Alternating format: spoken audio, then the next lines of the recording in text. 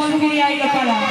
এবার সুমন হয়েছে রাধারানীকে চিনতে না পেরে বলছে, এই সুমন তুই একাই তো প্রথমে বলেছিলাম যদি রাধা না পাই না তোকে প্রাণ বিসর্জন করো, তাহলে আর নয় এবার আমার প্রাণ সত্যি সত্যি বিসর্জন করো।